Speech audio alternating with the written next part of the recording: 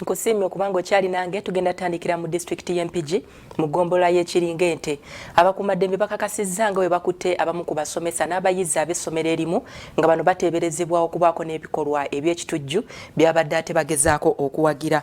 Akulira essomero eryo Muhammad Walusimbi yagamba nti eno mpalana kubanga asomeserezaawo abaana kati ebbanga liri mu myaka ng'ebiri. Poliisi ezinzeeko essomero Empigi ng'ezudde ebikolwa eby'obutujju ebisesebwamu abasomesa n'abamu ku bayizi. Omuduumizi wa poliisi Empigi Jessica Naawe atuuse ku muzigiti Nakirebe ku 15 mu ggombolola y'Ekiringente ne bakwata abantu 20 ku basomesa n'abayizi. Ne mukazi we kati n'oyo kalule. Ekiyongobero mu bazadde n'abatuuze kyamaanyi nga beebuuza ekiddako. Tumutandikira sinnamanyawo kubanga nkyalina obuzibu bwa accident bwonna buli Mpigi era essaawa eno we munsangidde ngenda Mpigi statement yaayo. Ebbanga ly'omaze olutolwangako mbeera yonna wadde musirikale okujjawo? Sigirabangako nze engeri gyenkera mu mirimu gyange sikiwulirangako sikirabangako.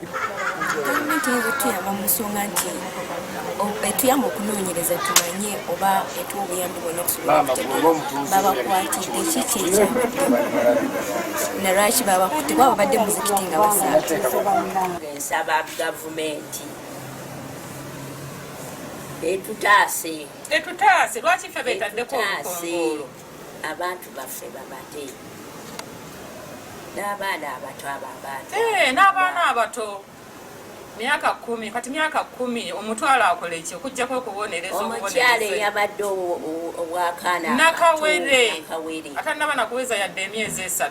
Abatuuze embeera eno eyakwatakwata baginyumya bati. Ngenda okutuuka awo ng'abaana bonna ng'engatto nnyingi ziri ku mulyango, abaana bonna abali ku muzikiti ab'oku muzikiti bonna nga bali omwo munda. Embeera kaawo akaseera neŋŋamba tukoze tutya. Nenneetalako ngendeko eri ewa mukulu wange oli nga ndaba ali ku bibye ali eri alinga bigwe bitakwatako. Ngamba tuli ku ki wano? Bakutte abaana babatadde mu ki babayisibidde mu nnyumba ya muwalimu. Kati bwe nazze nga mutuufu ndaba abasirikale naye nga sitegeera kigenda mu maaso. Naye nzija mu maaso gaabwe ne mbabuuza ki ekigenda mu maaso ne baŋŋamba wano waliwo obuzibu. Ekiro kyo teyinza kujja mu kitundu nga temaze kunoonyereza n'olwekyo wano waliwo obuzibu.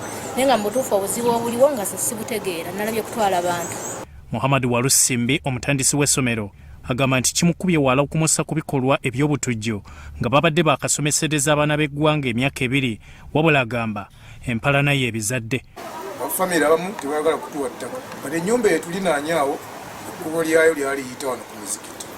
Tumala okufuna ekifo kino nga tulaba kijja kukosa ensonga y'abaana twagala okugamba nti oba tuzibewo kati ndowooza oli oba naafuna kuzimba omutima nga bw'omanyi era ebya famire nti ibaamu okusika omuguwa bonna tebasobola kukkaanya kiki.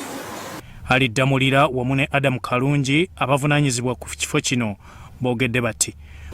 Ng'omuzikiti guno gututte ebbanga kati ya myaka gigenda mu 3 nga tugulina naye abaana bano abadde basomerawo batwaliddwa nga abayeekera okusinziira ku babyokwerinda bye nababuuzizza bangambye nti abaana abadde batendekerwawo ADF naye ng'ekyewuunyisa nti we tuli omuti ogusingawo obunene mu Yembo ogwo tewali kibira tewali kiki. Abasirikale be nti baleme kutulugunya bantu abawansi kati wano omuzikiti guno gusaalirwamu ffe tusaalira nti tewali muyekera atendekerwawo. Ku poliisi Empigi abakwate gye bakuumirwa Regional Police Commander Hiriga Dauda ne District Police Commander Jessica Naawe bazibye emimwa ku bikwekweto bye bakoze. Bya Kizito Vincent, Soroti TV, Omunyo.